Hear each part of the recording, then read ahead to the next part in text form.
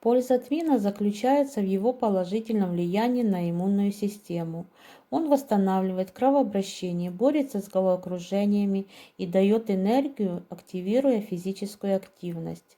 Семена специи принимают во время простудных заболеваний, астме и бронхите. Помогают при всех видах кашля и полезны не только при ангинах, воспалении бронхов и легких, но и при астме, снижает вероятность астматического приступа.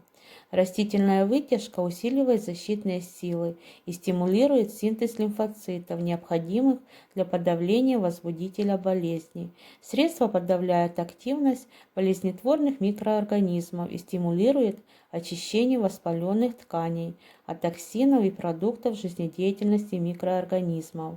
Связывает и выводит свободные радикалы, что благоприятно отражается на общем состоянии здоровья. Биологически активные вещества оказывают комплексное влияние на человеческое тело, укрепляя иммунитет и нормализуя работу всех систем и органов.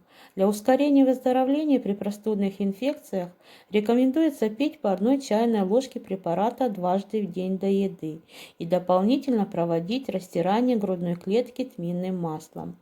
Облегчить глотание и уменьшить боль в горле при ангине поможет полоскание с добавлением масляной вытяжки тмина. Для приготовления лечебного раствора разведите ложку масла в стакане воды. Полощите 2 раза в день.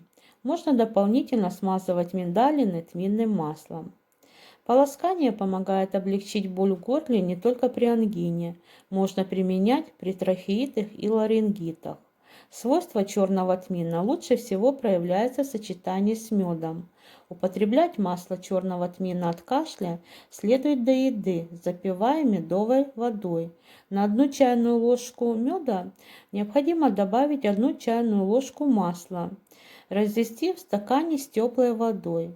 Рекомендуемая доза для взрослого – столовая ложка дважды в день. Преимущество растительного средства перед другими лекарствами от кашля в том, что оно эффективно при воспалениях нижних дыхательных путей, так как стимулирует очищение легких при бронхите или пневмонии.